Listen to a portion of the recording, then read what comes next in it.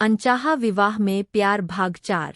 मेरी कहानी सुनना पसंद है तो प्लीज मेरे चैनल को सब्सक्राइब जरूर करें। अनीता जी सभी के लिए चाय बनाकर लेकर आती है।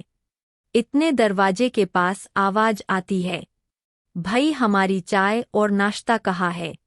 सभी की नज़र दरवाजे की तरफ जाती है। सौरभ जी और रमा जी खड़े थे, हाथ में बहुत सारे शॉपिंग बैग पकड़े हुए थे दोनों मुस्कुराते हुए अंदर चले आते हैं। आलोक जी सौरभ जी की तरफ देखकर आइए नाना जी बैठिए अपने पास बैठाते हुए कहते हैं। ईशान के जन्म के बाद आलोक जी सौरभ जी को नाना कहकर ही बुलाने लगा था। राहुल नीचे तैयार होकर आता है। सौरभ जी और रमा जी को देखकर मॉम डैड आप दोनों कब आए? आगे आकर दोनों के पैर छूकर आशीर्वाद लेता है। सौरभ जी उसकी तरफ देखकर बस अभी आए हैं। और बताओ राहुल बेटा सब ठीक है ना? हाँ सब ठीक है, राहुल जबरदस्ती मुस्कराता हुआ कहता है। उसके चेहरे पर परेशानी वाले भाव आ जाते हैं। राहुल का फोन बजता है। राहुल नंबर देखकर चेहरे पर डर के भाव आने लगते हैं। सभी को बातों में लगा हुआ देखकर वो वहां से उठकर चला जाता है। ऊपर छत पर आकर फोन उठाता है। विपरीत से आवाज आती है, क्या वे फोन क्यों नहीं उठा रहा था इतनी देर? उधारी लेते ही नियत चेंज हो गई तेरी? देखिए ऐसा कुछ नहीं है, मैं आपके पैसे जल्द ही लौटा दूंगा, आप बस थोड़ा सा समय दीजिए मुझे, मैं कुछ भी करके आपके रुपए लौटा दूंगा। पर आप बार बार फोन करके परेशान मत कीजिए। आज मेरे बेटे का जन्मदिन है और घर में पार्टी है, समझिए आप भी तो। अच्छा ठीक है, परसों शाम तक समय है। परसों शाम तक अगर तुमने मुझे रुपए नहीं दिए ना तो याद रखना मैं तुम्हारा क्या हाल करूंगा। राहुल उसकी धमकी सुनकर डर गया था।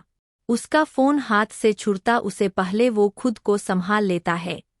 राहुल के चेहरे पर परेशानी के भाव आने लगते हैं। वो एक गहरी सांस छोड़कर कहाँ से लाऊं इतने रुपए, 2 पैसे कमाने की सोची थी पर यह तो सारा खेल उल्टा ही पड़ गया। अगर उसे पैसे नहीं दे पाया और कहीं बड़े पापा और पापा को पता चला तो क्या इज्जत रह जाएगी उन लोगों के सामने मेरी? नहीं राहुल तुझे कुछ भी करके रुपए उसे देना ही होगा।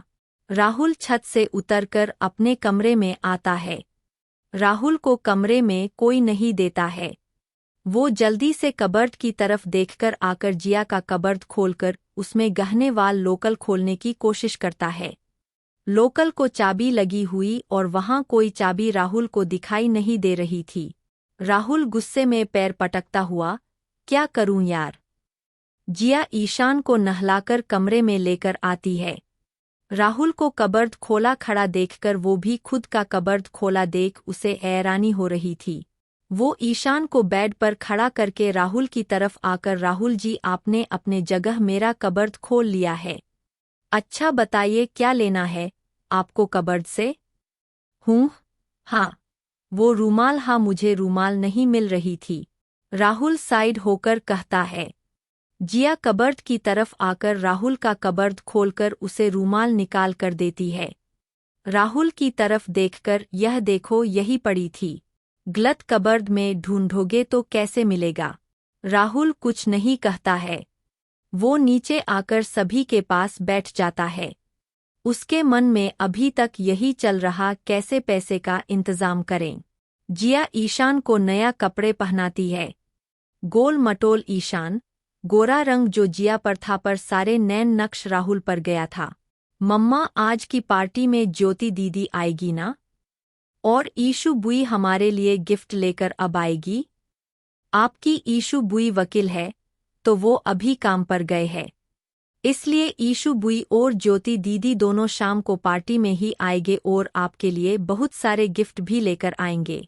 यह सुनकर ईशान बेड पर ही उछलने लगता है।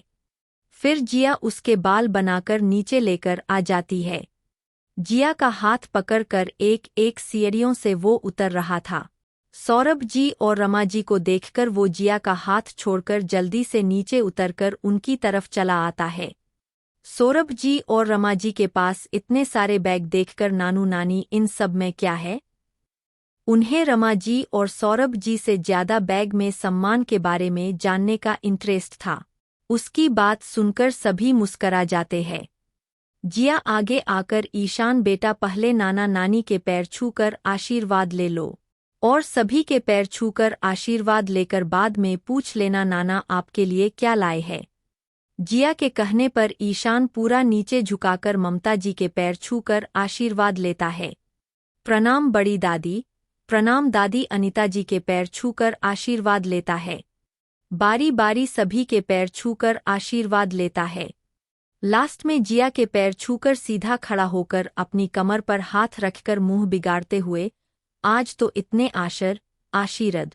ईशान को आशीर्वाद बोलना था।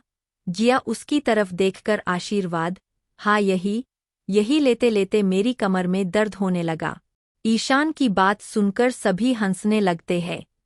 राहुल इस बात पर मुस्कराता है। राहुल मन ही मन सोच रहा था किस तरह वो रुपयों का इंतजाम करें। घर में ईशान के बर्थडे की तैयारी होने लगी थी। सभी मर्द मिलकर घर को डेकोरेट करने लगे थे और सभी औरतें किचन में चली गई थी पार्टी के लिए खाना बनाना के लिए। ईशान किचन में आकर सभी की तरफ देखकर आज आपने कहा था मेरा बर्थडे है तो मेरी पसंद की चीज बनेगी।